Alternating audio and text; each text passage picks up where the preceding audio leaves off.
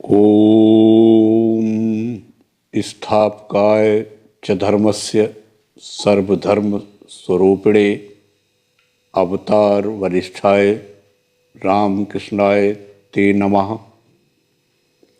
जय ठाकुर, जय माँ। ओम शिव शिव शिव। जीवन उद्देश्य ईश्वर दर्शन। श्री रामकृष्ण देव दक्षिणेश्वर में उसी पूर्व परिचित कमरे में जमीन पर बैठे हुए प्रहलाद चरित्र सुन रहे हैं। दिन के 8 बजे होंगे। श्रीयुत रामलाल भक्तमाल ग्रंथ से प्रहलाद चरित्र पढ़ रहे हैं। आज शनिवार अगहन की कृष्णा प्रतिपदा है, 15 दिसंबर 1883।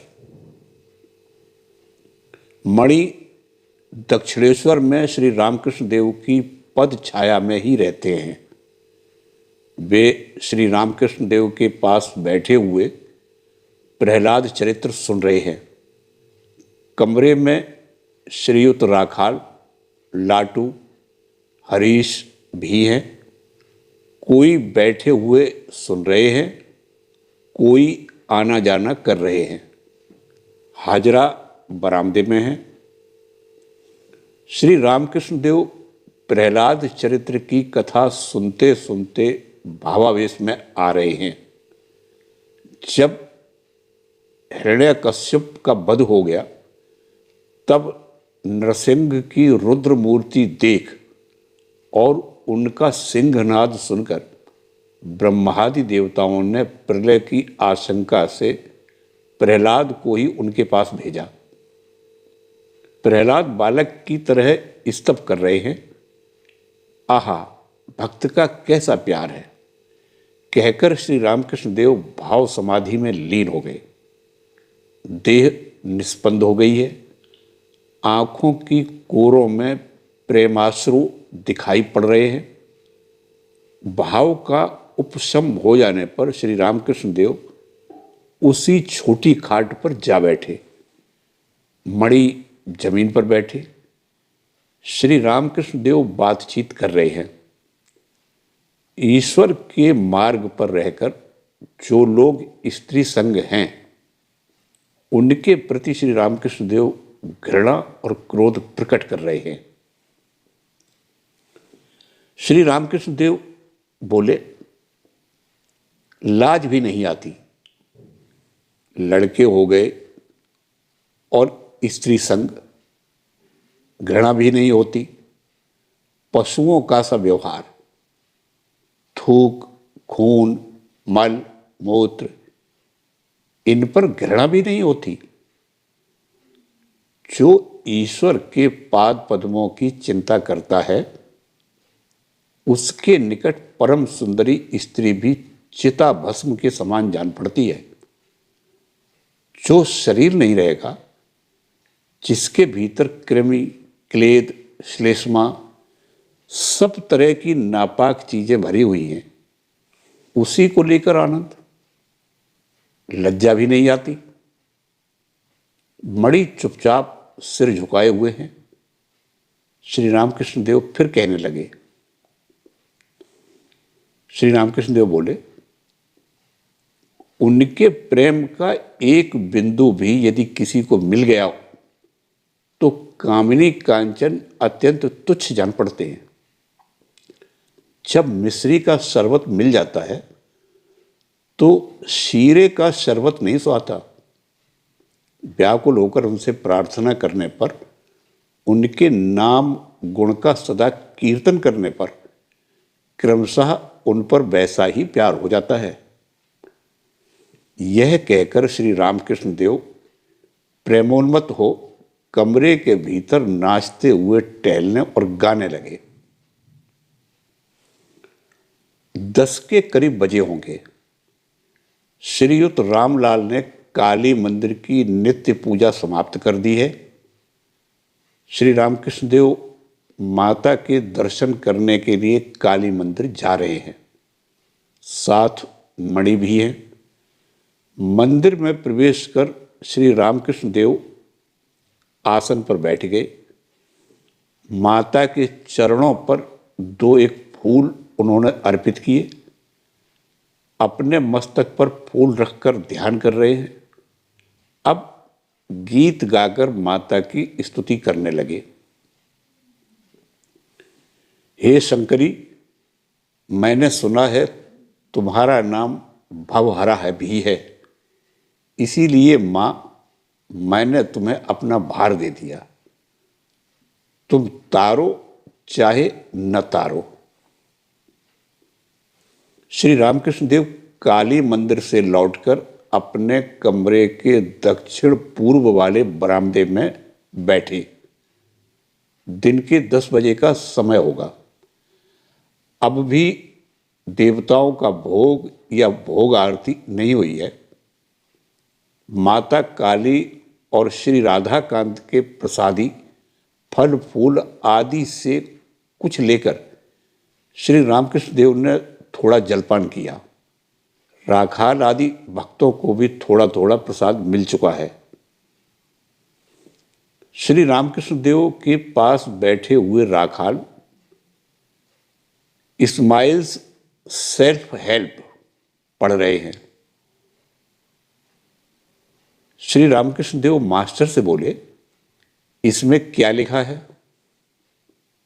मास्टर बोले, साहब फल की आकांक्षा न करके कर्तव्य कर्म करते थे, यही लिखा है, निष्काम कर्म। श्री रामकृष्ण देव बोले, तब तो अच्छा है, परंतु पूर्ण ज्ञान का लक्षण है कि एक भी पुस्तक हाथ साथ न रहेगी। जैसे सुखदेव, उनका सब कुछ जिह्वा पर। पुस्तकों और शास्त्रों में शक्कर के साथ बालू मिली हुई है। साधु शक्कर भर का हिस्सा लेता है, बालू छोड़ देता है। साधु सार पदार्थ लेता है। वैष्णव चरण कीर्तन गाने वाले आए हुए हैं। उन्होंने सुबोध मिलन नाम का कीर्तन गाकर सुनाया।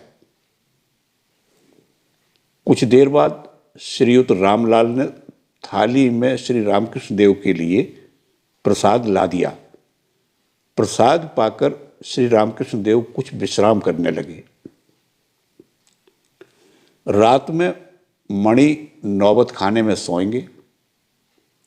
श्री माताजी जब श्री रामकृष्ण देव की सेवा के लिए आती थी, तब इसी नौबत खाने में रहती थी।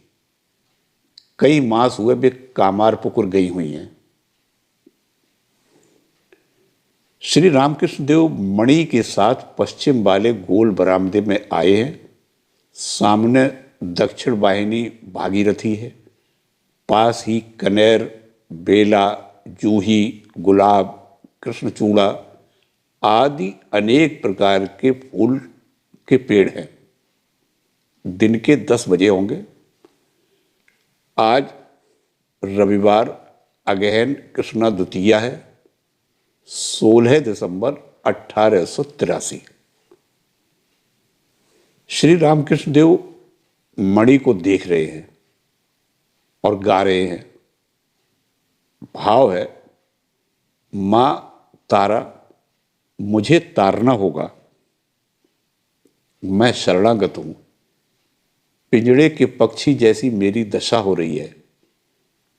क्यों? पिंजड़े की चिड़िया की तरह क्यों रहे होंगे? छी! कहते ही कहते भावावेश में आ गए। शरीर मन सब स्थिर है। आंखों से धारा बह चली है। कुछ देर बाद कह रहे हैं, मां सीता की तरह कर दो, बिल्कुल सब भूल जाऊं। देह, स्त्री पुरुष भेद, हाथ पैर, स्तन, किसी तरह का होश नहीं। एकमात्र चिंता राम कहाँ? किस तरह व्याकुल होने पर ईश्वर लाभ होता है? मणि को इसकी शिक्षा देने के लिए ही मानो श्री रामकृष्ण देव के मन में सीता का उद्दीपन हुआ है। सीता राममय जीविता थी। श्री रामचंद्र जी की चिंता में ही वे पागल हो रही थी। इतनी प्रिय वस्तु जो देह है उसे भी वे भूल गई थी। दिन के तीसरे प्रहर के 4 बजे का समय है। श्री रामकृष्ण देव भक्तों के साथ उसी कमरे में बैठे हुए हैं। जनाई के एक मुखर्जी बाबू आए हुए हैं। वे श्रीयुत प्राण कृष्ण के आत्मीय हैं। उनके साथ एक शास्त्रज्ञ ब्राह्मण मित्र हैं। मणि, राखाल, लाटू, हरीश, योगेंद्र आदि भक्त भी हैं। योगेंद्र दक्षिणेश्वर के सावर्ण चौधरियों के यहाँ के हैं। ये आजकल प्राय रोज दिन ढलने पर श्री रामकृष्ण देव के दर्शन करने आते हैं और रात को चले जाते हैं। योगेंद्र ने अभी विवाह नहीं किया। मुखर्जी प्रणाम करके बोले, आपके दर्शनों से बड़ा आनंद हुआ। श्री रामकृष्ण देव बोले, वे सभी के भीतर हैं। वही सोना सबके भीतर है, कहीं प्रकाश ज्यादा है। संसार के उस पर भी बहुत मिट्टी पड़ी हुई है। मुखर्जी हंसते हुए बोले, महाराज, ऐहिक और पारमार्थिक में अंतर क्या है? श्री रामकृष्ण देव बोले, साधना के समय नेति नेति करके त्याग करना पड़ता है। उन्हें पा लेने पर समझ में आता है सब कुछ वही हुए हैं। जब श्री रामचंद्र जी को वैराग्य हुआ तब दशरथ को बड़ी चिंता हुई। वे वशिष्ठ जी के पास की शरण में गए जिससे राम संसार का त्याग न करें। वशिष्ठ जी ने श्री रामचंद्र जी के पास जाकर देखा, वे वीतराग हुए बैठे थे। अंतर तीव्र वैराग्य से भरा हुआ था। वशिष्ठ जी ने कहा, राम, तुम संसार का त्याग क्यों करोगे? संसार क्या कोई उनसे अलग वस्तु है? मेरे साथ विचार करो। राम ने देखा, संसार भी उसी परब्रह्म से हुआ है, इसलिए चुपचाप बैठे रहे। जैसे जिस चीज से मट्ठा होता है उसी से मक्खन भी होता है। अतः मट्ठे का ही मक्खन और मक्खन का ही मट्ठा कहना चाहिए। बड़ी कठिनाइयों से मक्खन उठा लेने पर, अर्थात ब्रह्म ज्ञान होने पर देखोगे मक्खन रहने से मट्ठा भी है। जहां मक्खन है वही मट्ठा है, ब्रह्म है। इस ज्ञान के रहने से जीव जगत चतुर्विंशति तत्व भी हैं। ब्रह्म क्या है यह कोई मुंह से नहीं कह सकता। सब वस्तुएं झूठी हो गई हैं, परंतु ब्रह्म क्या है यह कोई मुंह से नहीं कह सका, इसीलिए यह झूठा नहीं हुआ। यह बात मैंने विद्यासागर से कही थी। विद्यासागर सुनकर बड़े प्रसन्न हुए।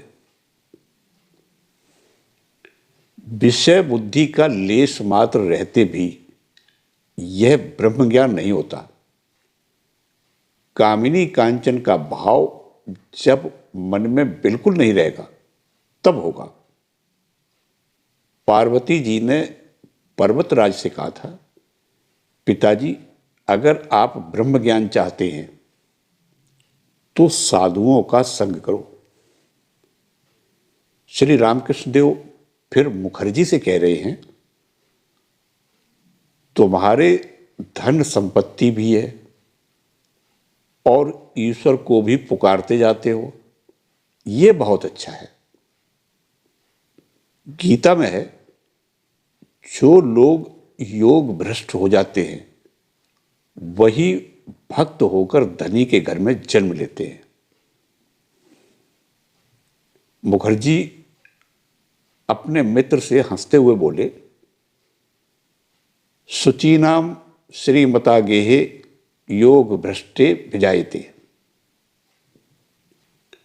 श्री रामकृष्ण देव बोले, वे चाहें तो ज्ञानी को संसार में भी रख सकते हैं, उन्हीं की इच्छा से यह जीव प्रपंच हुआ है, वे इच्छामय हैं।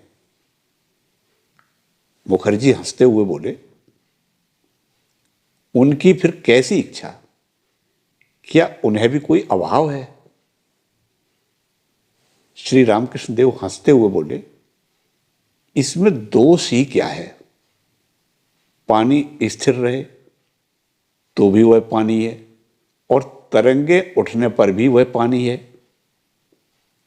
सांप चुपचाप कुंडली बांधकर बैठा रहे तो भी वह सांप है और त्रियक गति हो टेढ़ा मेढ़ा रेंगने से भी वह सांप ही है।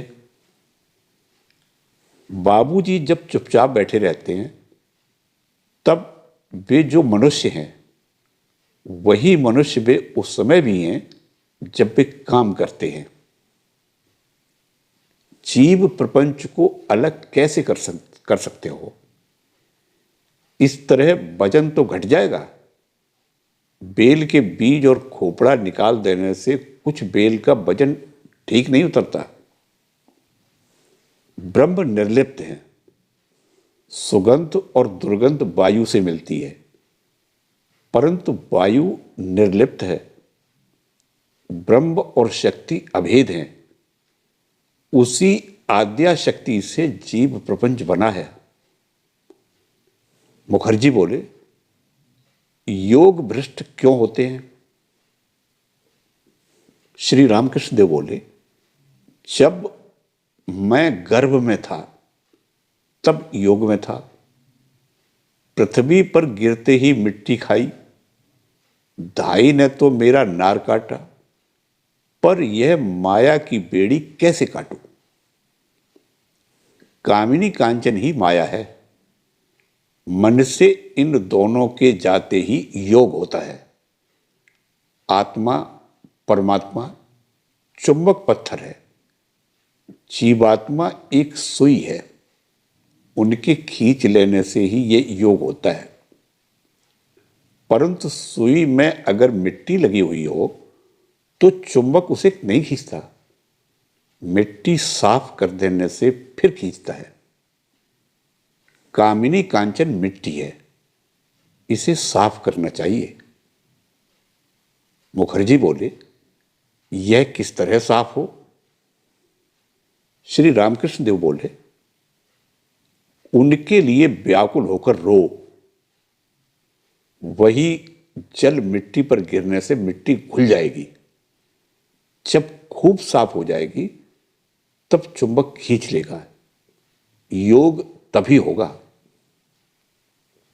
मुखर्जी बोले, आहा, कैसी बात है। श्री रामकृष्ण देव बोले, उनके लिए रो सकने पर उनके दर्शन भी होंगे और समाधि भी होगी। एक उपाय और है, ध्यान। सहस्रार में विशेष रूप से शिव का अधिष्ठान है, उसका ध्यान। शरीर आधार है और मन बुद्धि जल। इस पानी पर उस सच्चिदानंद सूर्य का बिंब गिरता है। उसी बिंब सूर्य का ध्यान करते करते उनकी कृपा से यथार्थ सूर्य के भी दर्शन होते हैं। परंतु संसारी मनुष्यों के लिए तो सदा ही साधु संग की आवश्यकता है। यह सबके लिए है, सन्यासियों के लिए भी है, परंतु संसारियों के लिए तो विशेष कर यह आवश्यक है। रोग लगा हुआ है, कामिनी कांचन में सदा रहना ही पड़ता है। मुखर्जी बोले, जी हां, रोग लगा हुआ ही है। श्री रामकृष्ण देव बोले, उन्हें आम मुख्तारी दे दो, वे जो चाहें सो करें। तुम बिल्ली के बच्चे की तरह उन्हें पुकारते भर रहो, व्याकुल होकर। उसकी मां उसे चाहे जहां रखे, वह कुछ भी नहीं जानता। कभी बिस्तर पर रखती है, कभी भुसैरों में। मुखर्जी बोले, गीता आदि शास्त्र पढ़ना अच्छा है। श्री रामकृष्ण देव बोले, केवल पढ़ने सुनने से क्या होगा? किसी ने दूध का नाम मात्र सुना है, किसी ने दूध देखा है और किसी ने दूध पिया है। लोग ईश्वर के दर्शन करते हैं और उनसे वार्तालाप भी करते हैं। पहले प्रवर्तक हैं, वह पढ़ता सुनता है। उसके बाद साधक हैं, उन्हें पुकारता है। ध्यान चिंतन और नाम गुण कीर्तन करता है। इसके बाद सिद्ध, उसे उनका आभास मिला है, उनके दर्शन हुए हैं। इसके बाद है सिद्ध का सिद्ध, जैसे चैतन्य देव की अवस्था, कभी वात्सल्य और कभी मधुर भाव। मणि, राखाल, योगेंद्र, लाटू आदि भक्तगण ये सब देव दुर्लभ तत्व कथाएं आश्चर्यचकित होकर सुन रहे हैं। अब मुखर्जी और उनके साथ वाले विदा होंगे। वे सब प्रणाम करके खड़े हो गए। श्री रामकृष्ण देव भी शायद उन्हें सम्मान दिखाने के उद्देश्य से खड़े हो गए। मुखर्जी हंसते हुए बोले, आपके लिए उठना और बैठना। श्री रामकृष्ण देव हंसते हुए बोले, उठने और बैठने में हानि ही क्या है? पानी स्थिर होने पर भी पानी है और हिलने डुलने पर भी पानी है। आंधी में जूठा पत्ता हवा चाहे जिस ओर उड़ा ले जाए। मैं पत्र हूं, वे पत्री हैं। जनाई के मुखर्जी चले गए। मणि सोच रहे हैं, वेदांत दर्शन के मत में सब स्वप्नवत है। तो क्या जीव, जगत, मैं, ये सब मिथ्या है? कुछ देर बाद श्री रामकृष्ण देव मणि के साथ अकेले में पश्चिम वाले गोल बरामदे में बातचीत कर रहे हैं। मणि बोले, क्या संसार मिथ्या है? श्री रामकृष्ण देव बोले, मिथ्या क्यों है? वह सब विचार की बात है। पहले पहल नेति नेति विचार करते समय वे न जीव हैं, न जगत हैं, न 2400 तत्व हैं, ऐसा हो जाता है। यह सब स्वप्नवत हो जाता है। इसके बाद अनुलोम विलोम होता है, तब वही जीव जगत हुए हैं, यह ज्ञान होता है। तुम एक एक करके सीढ़ियों से छत पर गए, परंतु जब तक तुम्हें छत का ज्ञान है, तब तक सीढ़ियों का ज्ञान भी है। जिसे ऊंचे का ज्ञान है, उसे नीचे का भी ज्ञान है। फिर छत पर चढ़कर तुमने देखा, जिस चीज से छत बनी हुई है, ईंट, चूना, मसाला, उसी चीज से सीढ़ियां भी बनी हुई हैं। और जैसे बेल की बात कही थी, जिसका अटल है उसका टल भी है। मैं नहीं जाने का। मैं घट जब तक है, तब तक जीव प्रपंच भी है।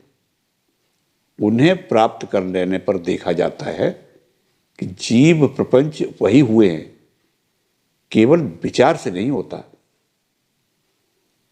शिव की दो अवस्थाएं हैं, जब वे समाधिस्थ हैं, महायोग में बैठे हुए हैं, तब आत्माराम है।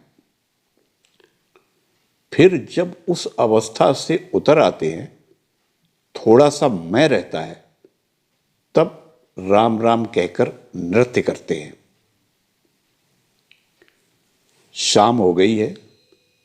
श्री रामकृष्ण देव जगन माता का नाम और उनका चिंतन कर रहे हैं। भक्तगण भी निर्जन में जाकर अपना अपना ध्यान जप करने लगे। इधर ठाकुरबाड़ी में काली जी के मंदिर में, श्री राधाकांत जी के मंदिर में और 12 शिवालयों में आरती होने लगी। जय ठाकुर, जय माँ।